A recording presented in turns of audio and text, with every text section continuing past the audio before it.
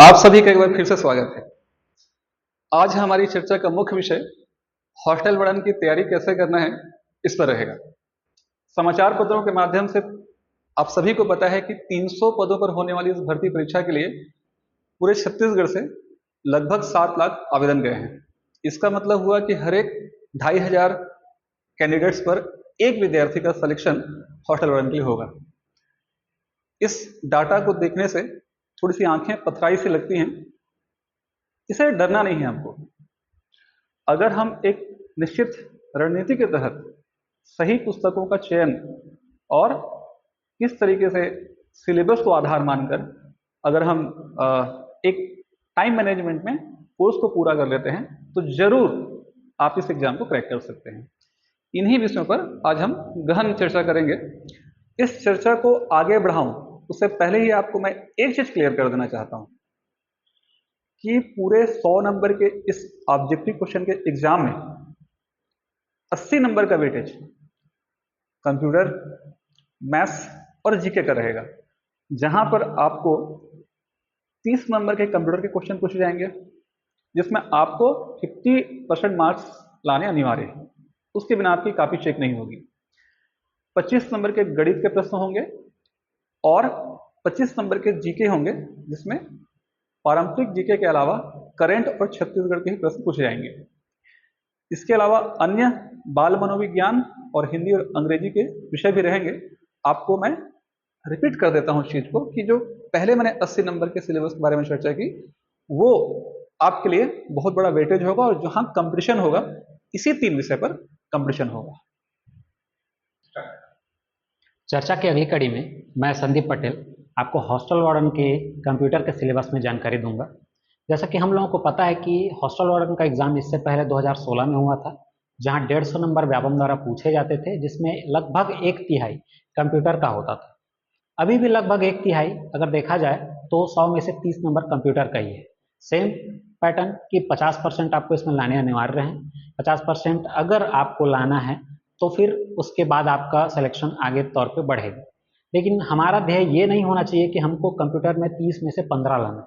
हमारा ध्येय ये होना चाहिए कि 30 में से हमको मिनिमम 25 से लेकर 27 नंबर आने चाहिए, जिससे हम कंपटीशन में कम से कम आ सकें। तो सिलेबस के आधार पे हम जानते हैं कि 30 में से 25 आएगा कैसे। जैसा कि ये देख रहे हैं हम लोग कि हॉस्टल वार्डन में कंप्यूटर का सिलेबस दिया हुआ है, ठीक है। इससे पहले मैं आपको ये बता दूं कि हम लोगों का जो ये 30 नंबर का कंप्यूटर है, जहां 30 नंबर के कंप्यूटर है वहां आपके 20 नंबर जो हैं वो इजी पूछे जाते हैं।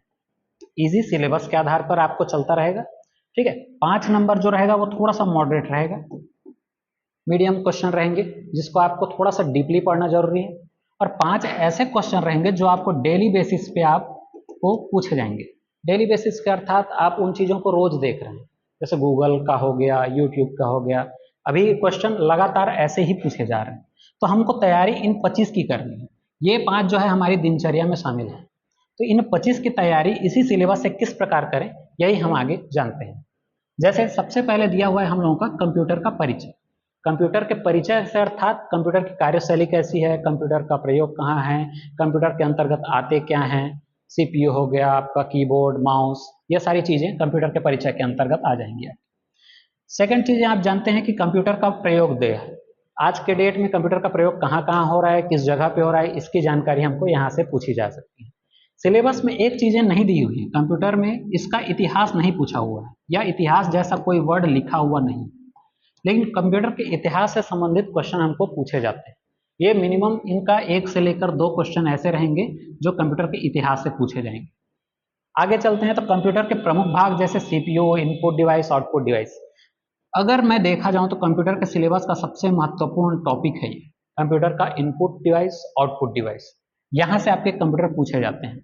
आउटपुट डिवाइस के अंतर्गत एक चीजें होती है कि जिसको हम लोग बोलते हैं प्रिंटर। ये अलग से एक टॉपिक के रूप में आपको दिया जाएगा, जिसमें प्रिंटर के प्रकार में इंकजेट, लेजर और अन्य प्रकार के प्रिंटर शामिल।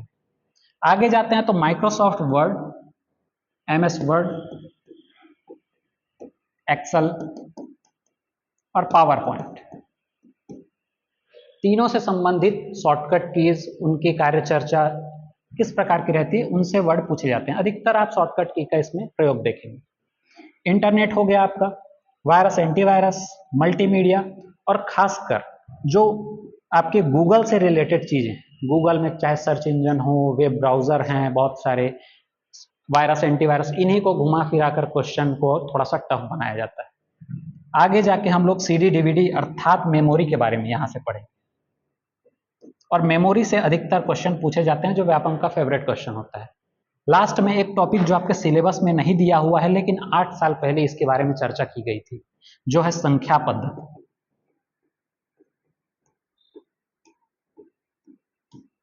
संख्या पद्धति, संख्या पद्धति के बारे में पूरे सिलेबस में कहीं भी जिक्र नहीं किया गया है, लेकिन पिछले क्वेश्चन पेपर जो 8 साल पहले हमारा निर्धारण किया गया था, सिलेबस लगभग सेम ही था, बट उसमें संख्या पद्धति के बारे में क्वेश्चन आए थे। अभी आप देखेंगे कि कहीं भी संख्या पद्धति का नाम यहाँ पे दर्शाया नहीं गया है, लेकिन यहाँ से क्वेश्चन पूछने के बहुत ज्यादा चांसेस है। तो हमको इस 30 में मिनिमम हमको 25 से लेकर 27 लाने हैं। अब ये 25 से 27 इस तरीके से आ सकता है कि आप सिलेबस के साथ साथ दो टॉपिक हैं, जैसे इतिहास हो गए और संख्या पद्धति हो गए, इनकी तैयारी आप किस प्रकार से कर रहे हैं। डिटेल पे जाएंगे, थोड़ा सा डिटेल कीजिए, क्या है क्वेश्चन कहाँ से आ रहा है अभी का कोई गारंटी नहीं है। व्यापम कहीं से भी क्वेश्चन घुमा फिरा के पूछ रहा है, ये भी नहीं है कि एकदम डीपली जाएगा आपका क्वेश्चन। कुछ क्वेश्चन रहेंगे जो आपके ऊपर से पूछेंगे, कुछ क्वेश्चन ऐसे रहेंगे जो इन 5 जो आपके डेली दिनचर्या से आपके क्या रहेंगे, शामिल रहेंगे। बाकी सब्जेक्ट्स आप देखेंगे, बाकी सब्जेक्ट के लिए अमित सर को बताएंगे। Thank you Sandeep sir.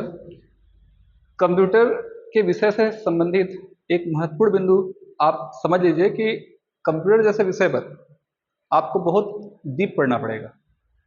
Computer के जब क्वेश्चन हम देखते हैं तो हमको ऐसा लगता है कि ये तो आसानी से बन जाएगा, लेकिन जब तक आप गहराई से अध्ययन नहीं करेंगे तब तक उसमें मार्क्स लाना थोड़ा कठिन रहेगा। चलिए चर्चा के अगले पड़ाव पे चलते हैं। जो हमारा सेकेंड सबसे महत्वपूर्ण विषय है वो है गणित। आपको जिस तरीके से कंप्यूटर की तैयारी करनी है वैसी तैयारी गणित को करना है, इसके लिए भी आपको समय देना पड़ेगा।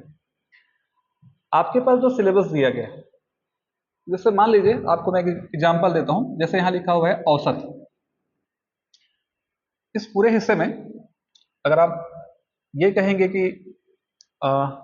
औसत अगर मेरे सिलेबस में है, मान लीजिए जस्ट इमेजिन कीजिए कि चाल दूरी समय मेरे सिलेबस में अगर नहीं है, कुछ ऐसे टॉपिक भी होते हैं जहां पर दोनों नहीं होता है, लेकिन कहीं अगर आपको वो औसत चाल अगर दे दे मैथ्स में, तो आप ये नहीं कर सकते कि हमारे में चाल दूरी समय नहीं था और क्वेश्चन में चाल दूरी समय का सवाल आया। आप सरल भाषा में समझ लीजिए कि बहुत सारे ऐसे टॉपिक होंगे मैथ्स में जो एक दूसरे से इंटरकनेक्टेड होंगे। जैसे आप अनुपात समानुपात वाले टॉपिक को पढ़ते हैं तो आपको मिश्रण को भी पढ़ना पड़ेगा, क्योंकि वो क्वेश्चन मिश्रण से भी रिलेटेड है और रेशियो प्रोपोर्शन से भी रिलेटेड है। इसलिए जब भी आप मैथ्स के विषय की तैयारी करें बहुत डिटेल से पढ़ें, और जो सिलेबस दिया है उस सिलेबस में जो कोर टॉपिक है आपका, उस कोर टॉपिक के अलावा कुछ एक्स्ट्रा टॉपिक भी आपको कवर करने हैं। औसत, परसेंट, चाल दूरी समय, एलसीएम एचसीएफ, साधारण ब्याज, लाभ हानि, परसेंटेज, रेखाकोण, समतलीय आकृतियां, इनका क्षेत्रफल और आयतन, ये लगभग व्यापम और पीएससी की हर भर्ती परीक्षा का सिलेबस होता है। क्योंकि आप एक लंबे समय से विद्यार्थी तैयारी करता आता है और उनको लगता है कि ये हमसे बन जाएगा, तो आप मेरे कहने का मतलब है कि आप इस भुलावे में नहीं रहेंगे। प्रैक्टिस आप हमेशा लगातार करते रहिए, आपको रुकना नहीं है। किसी भी एक टॉपिक से जितने भी आपके लगभग 10 साल के क्वेश्चन पर 10 सालों में जो व्यापम और पीएससी ने उस अध्याय से जो क्वेश्चन पूछे हैं वो सारे आपके बनने ही चाहिए। दूसरा महत्वपूर्ण बिंदु ये भी समझिएगा इस चीज को कि आप कोशिश करें कि एक टाइम लिमिट पे इस पूरे अध्याय को आप कम से कम 2 बार रिवाइज कर लें। यानी कम से कम एक अध्याय से 50 से 100 क्वेश्चन आपको करने हैं, और एक सिलेबस को कंप्लीट करने के बाद फिर से एग्जाम से पहले अब रिवाइज कर लें। इसके बाद हम पहुंचते हैं सामान्य ज्ञान, जीके। आपको पता है कि एक बहुत ब्रॉड सिलेबस होता है जीके, और जितना भी हम पढ़ें हमको कम पड़ जाता है। खास करके एक बड़ा अच्छा चीज व्यापम ने इस बार किया है, इस बार के एग्जाम में, कि इस वाले पार्ट में आपको किस अध्याय से कितने नंबर के क्वेश्चन आने हैं वो क्लियर कर दिया है। एक ब्लूप्रिंट हमारे पास स्पष्ट है। अगर हम यहां से शुरू करते हैं,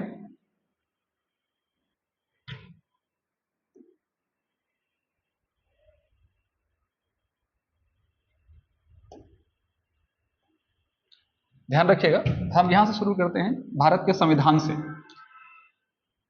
मौलिक कर्तव्य, मौलिक अधिकार और इससे जुड़ा हुआ लोकसभा, राज्यसभा, मुख्य संवैधानिक प्रावधान। यहां से केवल आपको 2 नंबर के क्वेश्चन आने हैं।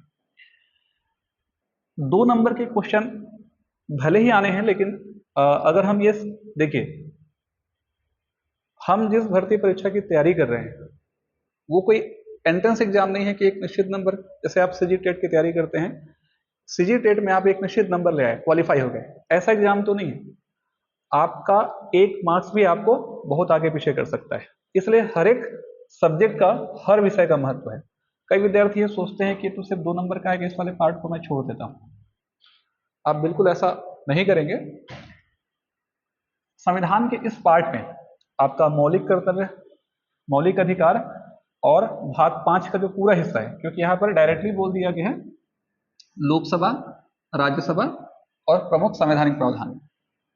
अब पूरा, जब तक आप इस पूरे हिस्से को डिटेल से नहीं पढ़ेंगे तब तक वहां से क्या क्वेश्चन आएगा आप क्लियर नहीं कर सकते। तो आपको कम से कम मौलिक अधिकार, मौलिक कर्तव्य और भाग 5 यानी अनुच्छेद 52 से लेकर 151 तक की स्थिति को बहुत अच्छे से करनी पड़ेगी इस 2 नंबर के सवाल के लिए।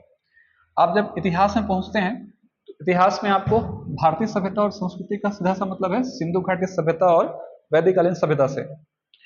उसके साथ साथ ऐतिहासिक घटनाएं, तो ऐतिहासिक घटनाओं के बारे में बोला गया है, लेकिन ये बताया नहीं गया है कि कहां से लेकर कहां तक होगा। तो जो महत्वपूर्ण पार्ट होंगे, बहुत डिटेल नहीं पढ़ना है इसमें, पढ़ना तो है लेकिन बहुत डिटेल नहीं, कम से कम महत्वपूर्ण बिंदुओं पर चर्चा की, क्योंकि यहाँ से भी 2 ही क्वेश्चन आएंगे। इसके साथ भारतीय स्वतंत्रता के इतिहास 1857 और 1947 तक, उसके बाद का घटनाक्रम, यानी इसे 2 महत्वपूर्ण भागों में तोड़ दिया गया, प्राचीन, मध्यकालीन और आधुनिक, यानी एक तरह से पूरा ही इतिहास दे दिया गया आपको 2 नंबर के लिए। ठीक है, यहाँ आप चयन कर सकते हैं, यहाँ आप सिलेक्टेड पढ़ सकते हैं। चलिए, क्योंकि इतिहास का सिलेबस बहुत ज्यादा बड़ा होता है। तीसरा जो हिस्सा है, भारत का भौगोलिक स्वरूप, प्राकृतिक संसाधन, खनिज, प्रमुख उद्योग, छत्तीसगढ़ का भौगोलिक पर्यावरण, यानी इस वाले पार्ट में 2 नंबर के लिए आपको छत्तीसगढ़ का भूगोल भी पढ़ना पड़ेगा और भारत का भूगोल भी पढ़ना पड़ेगा। तो छत्तीसगढ़ का भूगोल मैं आपको एक सजेशन देना चाहता हूं।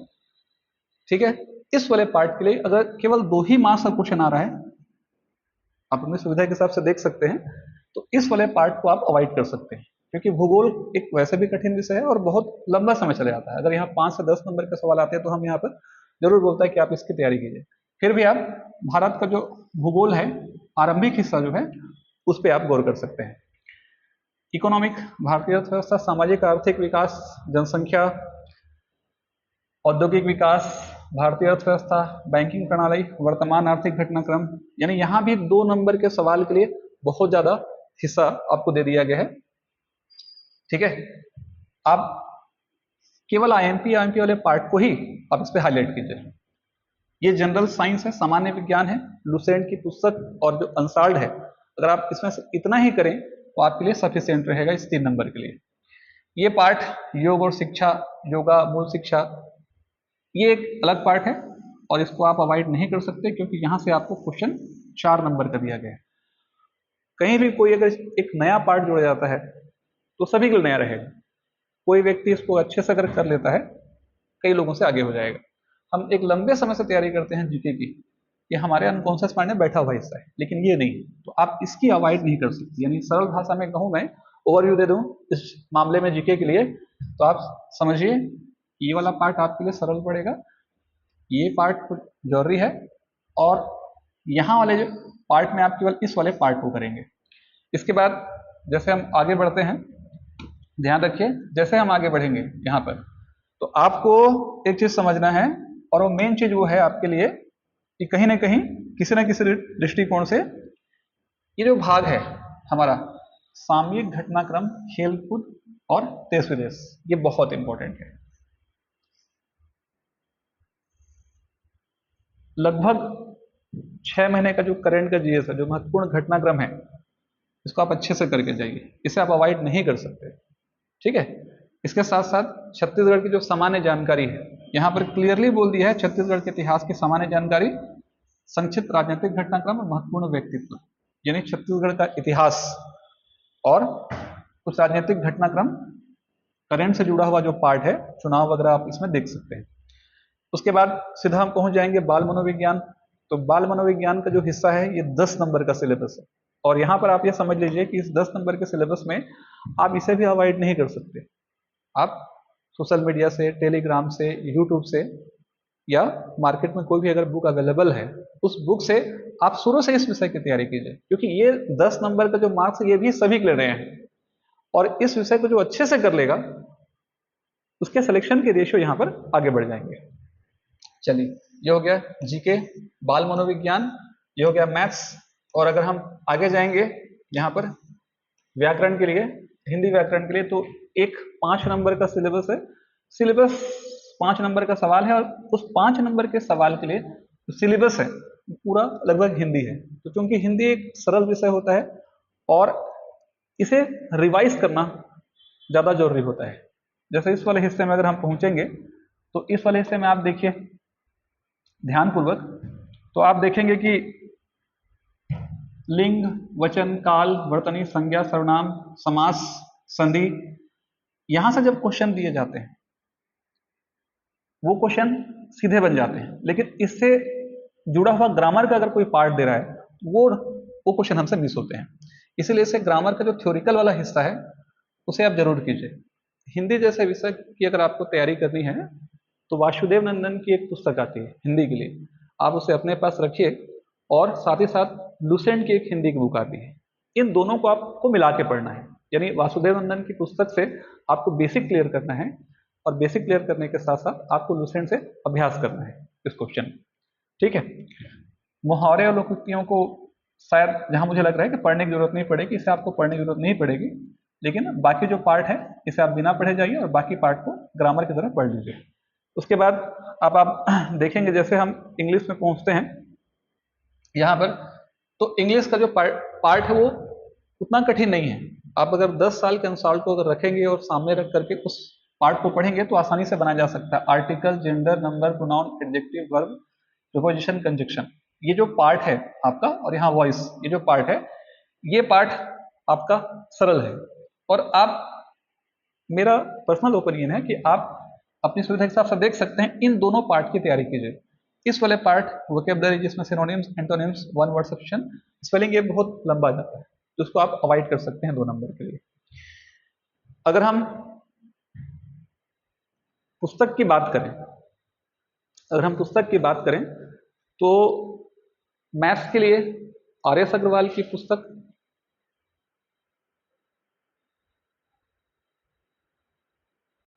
आर.एस. अग्रवाल की पुस्तक के साथ साथ आपको 10 साल का अनसॉल्व भी रखना है। हिंदी के लिए वासुदेव नंदन की बुक और लुसेंट की बुक होनी चाहिए आपके पास। अगर आप जीके पढ़ रहे हैं तो जीके के लिए अलग अलग विषय हो सकते हैं, फिर भी आप लुसेंट की पुस्तक को अपने पास रखिए। व्यापम और पीएससी की जितनी भर्ती परीक्षाएं होती है उसमें जो अनसॉल्व है वो भी आपके पास अपने पास होना चाहिए।